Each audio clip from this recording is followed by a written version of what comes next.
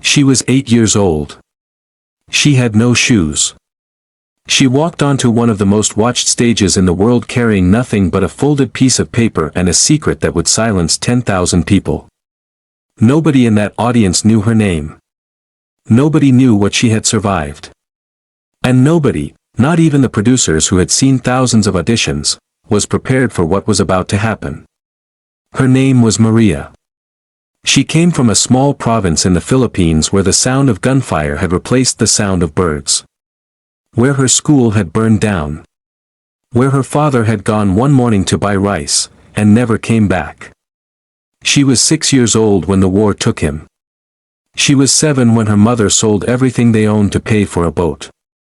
A dangerous, overcrowded boat that crossed dark water with 43 other people and one broken engine. Maria sat on the floor of that boat for 3 days holding her mother's hand, not speaking, not crying. She had already decided something. She had already made a promise to her father. She would sing. He had taught her.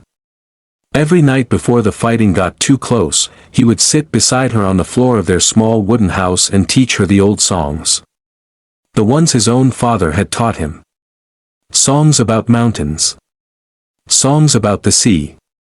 Songs about people who lost everything and still found a reason to stand up in the morning. He told her once, she remembered it exactly, Maria, a voice like yours was not given to be hidden. It was given to be heard by the whole world. She never forgot that. She arrived in America with 2 sets of clothes and the piece of paper she was holding now, a handwritten note from her father with the lyrics of a song he had written himself, just for her, the week before he disappeared. She had never performed it for anyone. Until today. Simon Cowell looked up from his desk when she walked out. He glanced at the other judges. Nobody said anything. There was something about this child, something in the way she stood, very still, very calm, like someone who had already seen the worst thing in the world and decided it wasn't going to stop her. "What's your name?" Howie asked.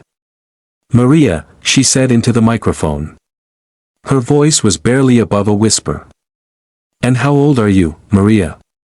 8.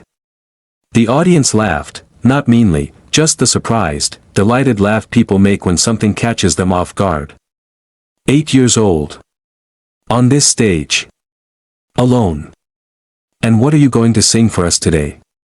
Sophia asked. Maria looked down at the piece of paper in her hands.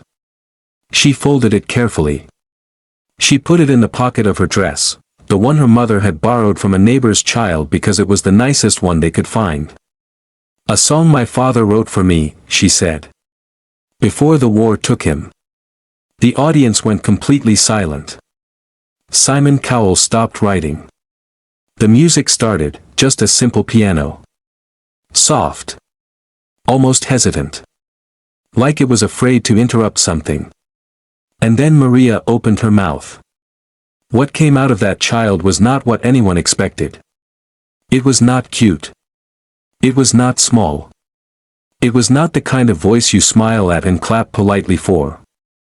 It was a voice that felt like it had lived 100 years. It was raw and pure and enormous, filling every corner of that theater, climbing up into the rafters, pressing against the walls, breaking something open in every single person who heard it. She sang about her father's hands. She sang about the last morning. She sang about a little girl standing at a window watching the road, waiting for someone who would never walk back down it. By the second verse, a woman in the front row was openly weeping.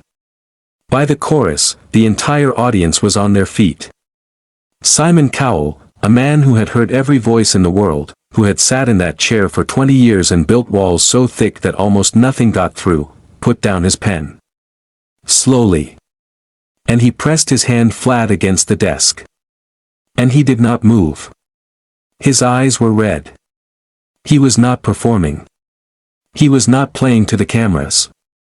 He was just a man sitting in a chair being completely undone by an 8-year-old girl who had lost everything and was still standing there, still singing, still keeping her promise to her father. When the last note ended, there was a full 3 seconds of silence. Then the arena exploded. 30 seconds of standing ovation. Screaming. Crying. People grabbing each other's arms. Strangers hugging strangers. A sound so loud it felt like the building was shaking. Simon reached for his microphone. He tried to speak. He stopped. He looked at the ceiling. He cleared his throat. "Maria," he finally said, his voice quieter than anyone had ever heard it, "your father was right." He pressed the golden buzzer. Gold confetti rained down over an 8-year-old girl who had crossed an ocean with nothing but a piece of paper and a promise.